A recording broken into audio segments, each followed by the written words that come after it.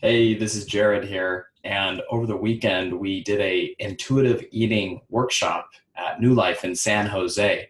And I printed out slides and gave them to everyone.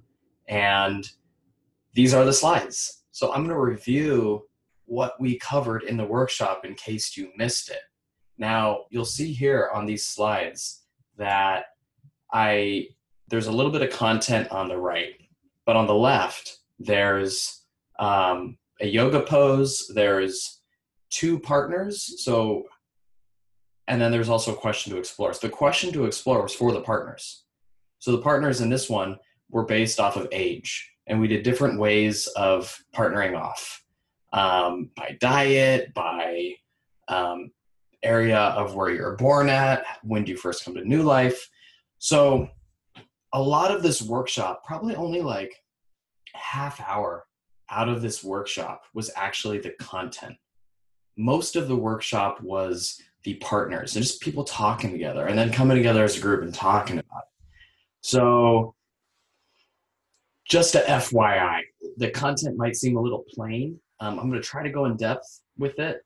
And if you're listening to this on the podcast, Weight Loss Enlightenment Podcast, you can also visit weightlossenlightenment.com and go scroll through the previous blog posts to find out the video for this. That being said, I'm just going to go ahead and dive in and try to go slide by slide and just show you where we all were coming from. So the first slide I started off with was the definition of a diet. Have you? And there were two types of. It was perfect actually. It was perfect. So I asked this question: what's the definition of a diet? And I did not give them this slide yet. And people had two different definitions. One is diet is like something that's good, like the diet of Mediterranean people or the diet of a Native American tribe. So diet was seen as something natural. And the other way diet was used was, I'm going to go on a diet. I'm going to lose weight. Like I'm going to diet, blah, blah. And then I gave them this slide where there are two different definitions of diet. There's the kinds of food that a person, animal, or community habitually eats. And then there's a special course of food which one restricts oneself. So these two definitions, I want to say they were valid. We talked about that. And then we said, why is there this confusion? Why is there this confusion? Why do some people think diets are good? And why do some people think that diets are bad? Well, how do I go to the next slide? There we go. So you can see here, we broke into groups based on proximity. This is, I was in Santa Clara. There was someone else in Santa Clara. So we were partners. And some other people were partners. And we explored the science of Weight Watchers. So if you see right here, I went to weightwatchers.com/US/science center. So this is the science that Weight Watchers uses to promote their products. And I found this to be very interesting that on Weight Watchers page, they say in numerous randomized controlled studies, Weight Watchers was found to be more effective for sustained weight loss, defined as 6 to 12 months. So Weight Watchers is using valid science. They're using randomized controlled studies. However, it only goes up to 12 months. So Weight Watchers, they're promoting their products using science, but they're also saying it only counts up to 12 months. So we explored, we got into groups and we thought, have you ever heard of a diet company say it only works up to 12 months? Have you ever heard of diet companies promote that their product works using science? People say, yeah, I know, like all the time, like, there's so many science studies saying this diet works, that diet doesn't work, or that diet works. And then I asked, do you ever hear them say, only up to 12 months? And they said, well, no. Like, one woman brought up a story about how in Weight Watchers you have an ideal weight, and after you reach that ideal weight, the goal is that you don't buy Weight Watchers again. But Weight Watchers is saying effective weight loss is only up to 12 months. So you reach your ideal weight, and then 12 months later you gain it back, and then you got to buy Weight Watchers again. What? What? What's up with that? So people started thinking, wow, maybe weight loss companies, maybe they're deceiving. Maybe maybe they're not being so forthright with me. Maybe they have a financial incentive to portray diets one way when the science is another way. So then we went into our personal history for dieting. The age, when you started dieting, type of dieting, did you lose weight? How long did you keep it off? Did you regain the weight? Did you regain more weight than what you started than you weighed when you started? And people, the pattern was they started, some people started later. Actually, this is one of the workshops that a few people started much later in life, like 30s, trying to lose weight, trying to diet. Normally, I see a good amount of people starting high school, middle school, but this workshop, we had a bit more people starting later on in life. Fine. The pattern was the same. They wanted to lose weight, wanted to feel good. They started a diet. They lost weight. They gained it all back.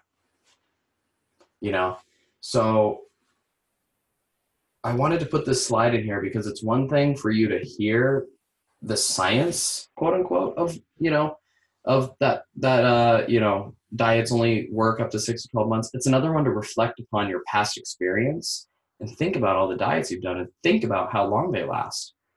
And then when you see, oh my God, all these diets, they for most people it was much shorter than 12 months. They say, oh my God, I go on a diet, I lose a few pounds, 5, 10, 20 pounds, keep it off for a few months, and then it comes back.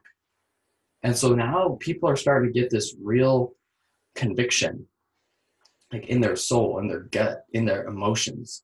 Dieting doesn't work. It just doesn't work. Now, maybe it works for some people, but as we see, we go into the long-term research. This is long-term research. And so this is by UCLA, 2007. And this was the important thing. I'm going to read this from here. There's a picture. Mann and her co-authors conducted the most comprehensive and rigorous analysis of diet studies, analyzing 31 long-term studies. 31 long-term studies. And I've read the book actually with where they do these science studies, and all these science studies are 2 to 5 years. So now we have a contrast. We have Weight Watchers saying diets work up to 1 year. And then we have Mann and her colleagues at UCLA saying diets, when you look at 2 to 5 years, they don't work. And in fact, they say at least 1/3, 33%, to 2/3, 66% of people. So 66% of people, let's just say 66% of people on diets regain more weight than they lost. 66 people regain more weight than they lost. And the true number may well be significantly higher, they said. That's crazy. So now we know why this confusion is coming from. People feel so confused about dieting because, and I see this all the time. I do these workshops in the Bay Area on Saturdays and Tuesdays, and people come in. It's just a free, sit down conversation. I don't try to sell. I just try to explain this thing and this dieting phenomenon and why people get confused. And it's because diet companies market that their product works, and then they get celebrities and they have big budgets and they put out this message that diets work, and they do work. They do work. They do work in the short term, about up to 1 year. They work, but then they don't work up to, when you look at the long run. So that's why there's this confusion. And I think it's really, really important that we address this confusion, because when we start getting into intuitive eating, it's important we don't diet. Yet there's so much pressure to lose weight that it's so easy to just say, oh, I'm just going to eat less. I'll go back to intuitive eating. Like it's so easy to slip back into dieting mode and just say, you know what, let me just do one more diet. Let me just restrict. Let me just eat perfectly healthy for a week. And that type of thinking is oftentimes for many people dieting. And so it's really, really important that we see dieting behavior doesn't work in the long run. And we want the long run because there's this thing. It's not just that dieting is, it's one thing if dieting was neutral, right? Like what's an example? If I try to run a marathon and and I don't succeed or whatever. Like in dieting, you judge success or failure on if you lose weight. So maybe I try to run a marathon, right? And I say, you know what, I'm going to get under 4 hours. And let's say I don't get under 4 hours. Okay, so I'm 401. I quote unquote failed, so to speak. Nothing really bad happens to me. I might be sore. I might be a little bummed, but I'd be pretty happy I tried it. I'd have gotten in better shape. There'd be a lot of good things that happen, right? But dieting isn't like that. Dieting, when you fail, there's a lot of negative consequences. And so it's not that dieting is neutral. It's not like running a marathon. When you diet and fail, this is what one woman said: for years I tried countless diets, and while I lose weight, it would only be short term. I was tired of putting my body through so many crash diets. I was mentally exhausted too. I started to give up hope that I could ever be happy when it came to thinking about food. Eating healthy shouldn't feel like you have a gun to your head, but that somehow that's what years of dieting had done to me. That no longer do I feel guilty and beat myself up when I don't make the perfect choice. So dieting, when you slip back into dieting, oftentimes it's harmful. Dieting is directly related to body shame, low self-esteem, lack of trust around food, food anxiety, and more research is pointing that dieting is related to eating disorders, perhaps even the cause of eating disorders. So when you try to lose weight by dieting, you're setting yourself up for failure, long-term failure. You're also harming yourself in the process. We need to understand this in order to give up dieting, because we have some radical conclusions that we're hopping to as we begin to do intuitive eating. And so I just wanted to, so this is in the workshop where I just quickly shared a little bit of my story. I'm not going to go too much into this presentation, but here was me, 122 pounds. I was really seeking enlightenment, I'd say, in an obsessive way. I had shaved off all my head, all my eyebrows. I was seeking relief from pain inside. I had been a binge eating wrestler for about 4 years in college. I wasn't binge eating as much, but I was still all sorts out of whack with food and just my emotions. I smoked weed every day to manage it. I was miserable. And that's why I didn't go to college graduation. Instead, I became a monk. I was hardcore about it because I literally wanted to become enlightened, where I thought, I would somehow magically all my pain would go away if I just became enlightened. And that's what a lot of people want weight loss to do too. They want to magically lose weight, and then they feel like all their pain is going to go away. And it's just not so. So here's me a year later. I have a much more balanced perspective on what living in this world means, what enlightenment means. I've gained weight. My hair has grown back much less rigid. That gets me into counseling psychology, yada, yada. I go to Santa Clara University. I discovered intuitive eating. I realized, oh, that's what I did as a monk. As a monk, I had stumbled kind of onto intuitive eating mindfully, listening to my body, not judging myself. And this really healed my body. And anyways, in Santa Clara University, I heard about intuitive eating. That's where ultimately this business came from. Anyways, I'll just skip through that. So then we decided, okay, so how are we dieting? We go through all these different ways that we're dieting, because oftentimes we're dieting and we don't know that we're dieting. Okay. So, it's one thing to know that diets are bad and say, okay, I'm never going to diet. But the problem is a lot of people have been on so many different diets that they keep the behaviors of dieting, right? So even though they're not on a diet, they still avoid foods that contain sugar. They still avoid foods that contain fat, or they choose unsugar. They like don't let themselves eat a certain food if it has over a certain amount of calories. These are all dieting behaviors. So we kind of then explored all these different dieting behaviors. And then we did a mindful eating exercise. It was pretty fun. I brought out some raspberries, which were a little bit more tart than what I was used to. But we started talking about, okay, so how do we get over dieting? Well, a big thing is mindful eating. Huge thing is mindful eating, tasting the food, and not only mindful eating, but enjoying the food. Mindful eating can be a little bit slow for people, and it misses the point. They think they're like forced to eat slow, but no, this is really about joy. So you really got to tap into like, how can food make you happy? There's several different reasons for this. One is uh, one is when you're not happy emotionally around your food, you're going to eat more, and it's going to be hard to let go of dieting when you're unhappy with food. You'll always go back to thinking, oh, I can just like stop eating and then I'll feel better, or I can eat less and then I'll feel better because I'll lose weight, you know. But when you're happy with food, it's just a different experience. You realize, oh no, I'm happy. I'm happy with this food as it is. Even if it's not the healthiest food, I'm happy. I'm happy right now. I accept myself right now. I'm okay with this amount of food. I don't need to restrict. I don't need to go overboard. I have a presence and I'm balanced. I'm confident. And so we did a mindful eating exercise around food. We tasted the strawberries. We enjoyed them. We gave ourselves full permission to have more, or raspberries rather. We gave ourselves full permission to have more raspberries.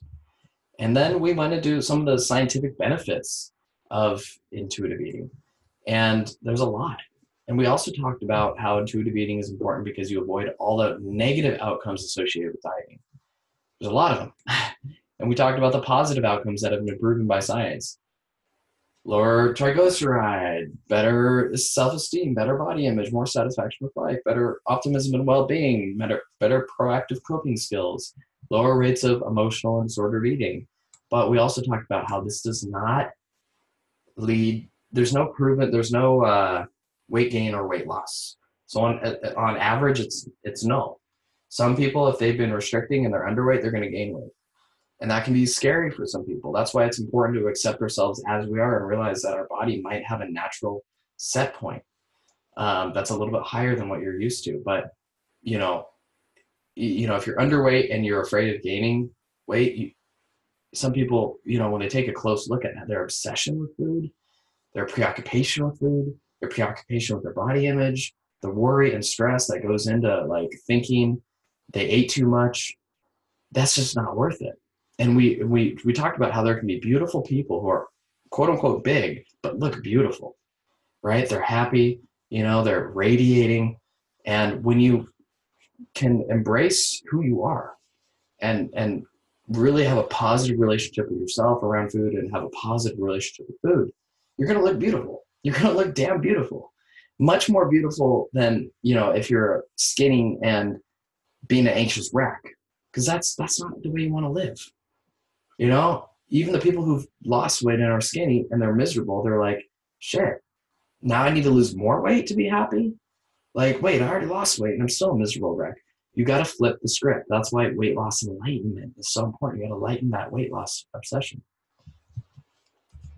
So then we go on to the biggest fears, because this is important. There are these fears that, once we start tasting food and really enjoying it, these fears come up that you won't eat healthy or you won't lose weight. And we covered those fears. We covered those fears in a testimonial video. I know it's blank right here, but we watched just a quick testimonial video. It was a woman who gave 3 steps to how she beat binge eating. It was enjoying your food, listening to your body, and learning from your body. And these are the steps that enable people to get over their fear of not losing weight or not eating healthy, or that you'll just keep on binge eating when you kind of open up the food gates and you stop controlling as much. We talked about that.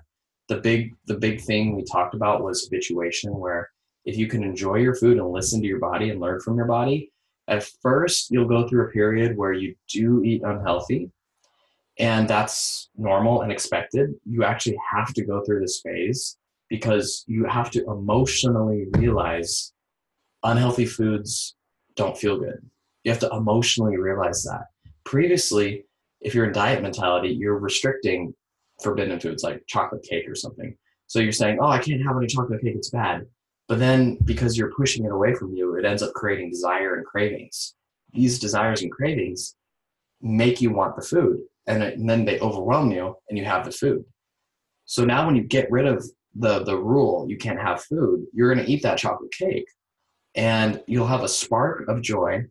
But as you enjoy that, as you allow yourself to fully enjoy it, be present, listen to your body. So you eat the food, wait till you're full, you eat as much as you want, and you realize afterwards, holy crap, that cake doesn't make me feel good. I don't want it. you start to flip the script on an internal level. That's what weight loss enlightenment is about. It's internal. Enlighten, enlighten, shine the light inwards, see what that cake is actually doing to your body. People, there is a fear that they won't stop eating. And that fear is, one woman was able to kind of understand this fear. But what's it called? But, but she said, you know what, I think I can understand, intellectually, that this thing called habituation, where I eat chocolate cake and then I get over chocolate cake. I think I can understand it intellectually, but I can't imagine. I feel terrified of eating chocolate cake. And it was like, yeah, no, I got you. Um, Part of that is just working with your own comfort zone. Part of that is learning to relax, right? Learning to breathe. Um, Not going at a pace that's too fast for you. Trying to give yourself permission to eat chocolate cake, and realizing that, um, the reason you're so afraid is because you have been programmed to with all these dieting beliefs that say cake is bad. If you eat cake, you're bad. If you eat cake, you're going to die. So you have all these messages in your head that are saying these bad foods are going to kill you. And it's totally false. That's like dieting myths that are in your head. And unless we get rid of those thoughts, then you're going to always feel this terrible fear around food, around cake or ice cream or whatever. So we gotta just take it one step at a time. Realize, take a bite of cake, see how it goes. One bite of cake isn't going to kill you. See how you react. Did one bite of cake kill you? No. Do you want more? Yeah. So eat more. Maybe have a second or third slice even, if your stomach wants more. And then don't judge. Be mindful, be aware. Mindfulness is suspension of judgment. Be aware. And you're going to realize, oh crap. Maybe you feel surging freedom. Maybe you realize, oh my God, this feels amazing. I've never given myself permission to eat cake. I feel amazing. That's great. Some people react that way. And then that person might even want more cake. And that's okay. It's really okay. And they might have more cake. And then at a certain point, they realize, wow, I can have cake whenever I want. Wow, I'm getting tired of cake. I don't want cake. I want something else. And that's when you naturally start to move into health. We talked about feeling uncomfortably full and hunger and fullness using this hunger scale, which I'm gonna do a full episode on this later. It's really important, so we're gonna skip over it for now. But hunger and fullness, we talked about that, and we talked about emotional versus physical hunger. So that's where we learn to distinguish between emotional hunger and physical hunger. And that's what we covered in the workshop. I then presented we're building a community in South Bay. It's pretty fun, where we eat lunch and dinner together. We practice intuitive eating over food. So we slow down, we tune in, we have a great time. We rewire your brain. And if you want to, they're all going to be free. I've really decided to prioritize community building over business in this sense. So these are all going to be free. They're in the South Bay. If you're listening to this right now, just shoot me an email, jared@weightlossenlightenment.com, to learn when our next one is going to be coming. Really love to have you show up, or at least get you on the list to hear about them. And then lastly, we are opening up a membership program, and everybody was interested in this. I was really happy. So it's $20 a month. You can do a free 2-week trial. And when you sign up, there's a one-click cancellation in the email. So you can just cancel right away if it's not for you. It's one-click cancel, no hard feelings. But what this is you get a private group, a free journal. We get exclusive content on Teachable, which is a beautiful online learning platform. But then most importantly, bi-weekly calls. So we talked about it as a group, doing it Sunday evenings and Monday evenings. So one Sunday a month, and then 2 weeks from then a Monday. So that way people can make either or. And that's at weightlossenlightenment.com. Stop binge and emotional overeating. Stop /binge / emotional eating. I realize I probably actually got to make that that link shorter. Anyways, yeah, that's all we had. So thank you so much. That's what we covered, and I'll be sending this email out. I'm happy to cover this online with other people as well and kind of walk people through it. So anyways, that's it. I hope you had a blast listening to this and seeing what your peers were up to. We'll be doing another one soon. In the meantime, head over and get on the email list if you aren't already. See.